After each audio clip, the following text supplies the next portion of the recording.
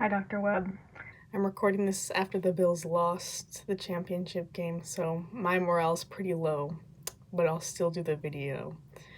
So, the chapter talked about effective rehearsal techniques and like how you should plan out your time, especially if you don't have a lot of time with your students, depending on your district. Making sure everything is planned out is super important to make it as effective as possible. So, the first thing in a rehearsal is tuning and warm-ups. Like we talked about in class, if a student can't tune themselves, then they're most likely not going to be able to play in tune. So at one of my observations that I did, all of the students had like the clip-on tuners that they put on their stand, and they were able to tune themselves, and I thought that was really effective because it was fast, and the teacher didn't go around and tune each and every person. They already knew how to do it themselves. So I think that teaching that is important.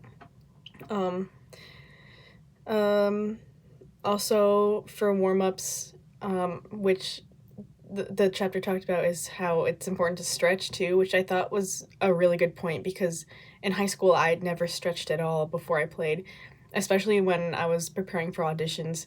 I didn't know that stretching was an important thing before you play. And the chapter talks about different ways you can stretch and like different names that they call them, but talking about like stretching your arms like this, stretching your arms like this, and like behind your head like this is also good for stretching, like, I don't know what this part of your arm is called, like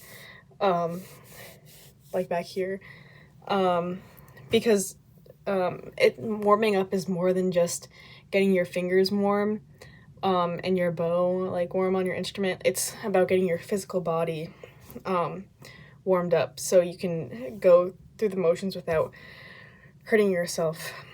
And so the second part was, like, the second step of the rehearsal was reviewing old materials when you start. So not running through the pieces that you already have learned, but finding certain spots that you may have worked on last time and then reviewing those, and then identifying problem areas. So the chapter talked a lot about like the problem and how you can fix that. So like if a student doesn't know how to play something stylistically correct, then you can have them write in like certain articulations that they have to do, or dynamics or bow strokes, and talk about those. Yeah, and then after that you can introduce new materials that you want to learn with your students, and I think this is really similar to how you practice at, like, in a practice room, identifying spots that they have trouble with and then fixing them. So instead of telling your students to play measure 15 and 17 and make sure you're doing staccato there, have them just play that section instead of telling them what to fix and then addressing the issue after they already played it for you. Because then you can kind of work on it in a deeper way, instead of just telling them what to do and then they play it. So yeah, and then activities like sight reading and improv are also important.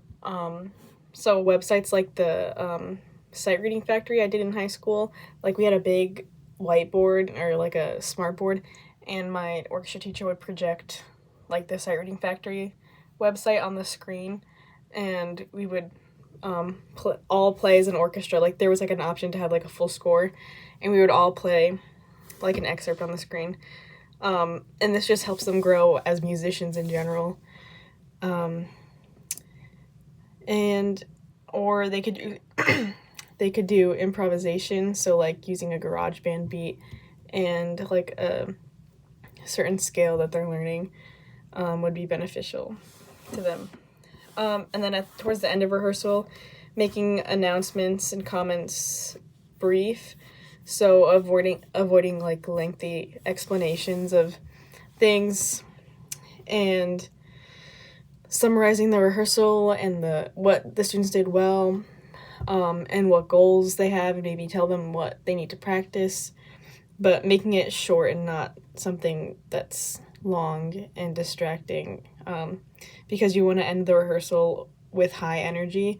So ending with a playthrough of a piece just to feel unified as an orchestra, and then letting them go after they finish, making sure it's just high energy at the end.